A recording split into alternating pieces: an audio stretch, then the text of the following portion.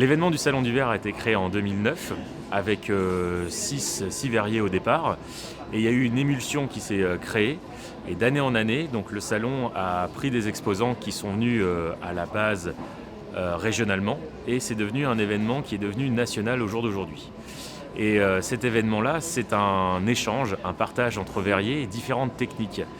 Et j'ai mis en place ce salon-là avec le biais d'une association nommée Art et Verre qui me permet de créer un échange avec diverses techniques. Et lors de cet événement-là, se créent des binômes, des trinômes pour créer des pièces totalement uniques et originales. Et on a la possibilité d'avoir comme ça des rendez-vous, des partages dans différentes régions. Donc à partir de la Normandie, on arrive à aller ensuite sur différentes régions pour créer un univers qu'on partage. Ici à Honfleur, on est dans un cadre assez fantastique, donc dans un lieu qui mérite déjà d'être vu. Je pense qu'il y a des gens qui vont pousser la porte parce qu'ils ne connaissent pas ce lieu. Donc on est dans un beau cadre. Tout le monde a essayé de présenter des beaux stands pour montrer tout le travail de tous et de chacun en même temps. Et puis on a une convivialité. Là, c'est vraiment très agréable d'arriver. On a tous la pêche et prêt à recevoir un petit peu tout le public qui peut venir nous voir. Et puis là, ça nous donne envie de présenter notre travail aussi. Dans les métiers du verre, alors vous avez quasiment tous les métiers qui sont présentés. Vous avez de la taille, vous avez des vitraillistes, vous avez des pâtes de verre bien sûr, des souffleurs, des fileurs de verre au chalumeau, donc vraiment tout le panel du verre est présent. Et puis des gens qui ont un petit univers assez sympathique, proche des films et d'un petit imaginaire enfantin mais mature quand même.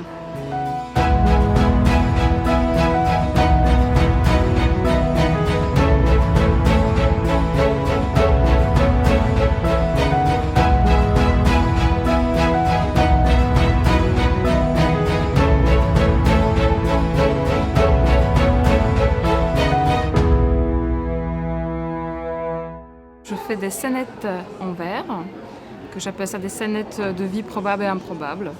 Et je travaille la technique Tiffany, que je complète avec d'autres matières. C'est des petites installations, des petites architectures que j'ai envie de mettre en valeur et raconter une histoire que j'imagine dans ce lieu. Ou ça peut être des objets collectés qui vont m'inspirer pour créer une scénette, pour créer une histoire. Et donc avec toujours un point d'humour et de poésie. Je suis Ghislain Duroy, je suis opticien optométriste, mais surtout lunetier d'art. Ce week-end, je présente des travaux de taillage de verre organique, puisque le verre est aussi, dans mon métier, un verre ophtalmique. Je ne moule pas le verre, je souffle pas le verre. Je le fonds pas au chalumeau, mais je le taille uniquement. Par exemple, sur l'une de ces montures-là, je taille le verre avec des petits angles, avec un petit effet pour avoir quelque chose de plus personnel et de plus fin. Je m'appelle Floriane Lataille et je travaille le verre depuis 18 ans. Au départ, j'ai commencé par le soufflage à la canne et ensuite j'ai commencé à travailler le bijou à partir de baguettes de verre que je fais fondre pour créer des perles.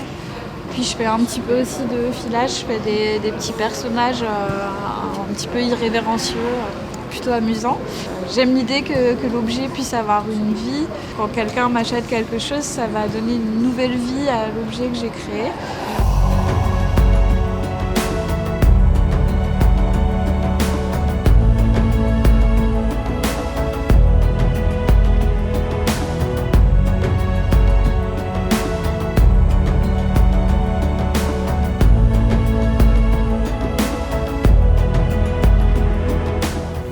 C'est très important de venir sur ce salon et sur d'autres salons pour justement montrer les possibilités techniques qu'il y a dans le verre et montrer ce qu'il est possible de faire. Et je pense que les gens et les clients qui viennent découvrir ce salon et qui viennent découvrir le verre voient aussi tout ce qu'il y a de possible dans le verre et je pense qu'ils ne se rendent pas compte des possibilités techniques de la matière. Une passion qui n'est pas transmise n'est pas une vraie passion. Voilà. Une passion, ça doit se transmettre, ça doit se partager.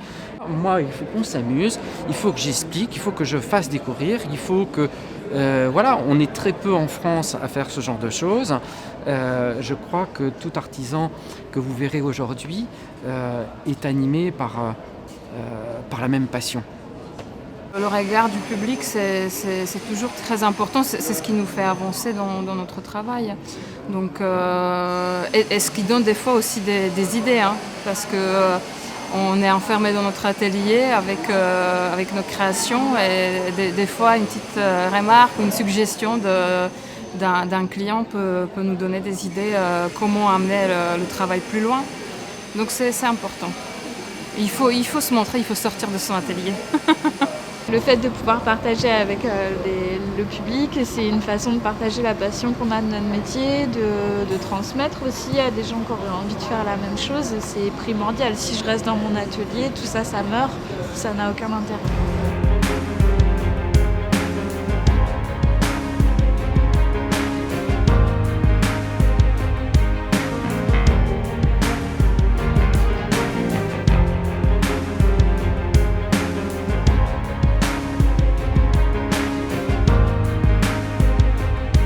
Cette 8e édition, je trouve qu'il y a vraiment une qualité du verre, de souffleurs, de vitraillistes, extraordinaire.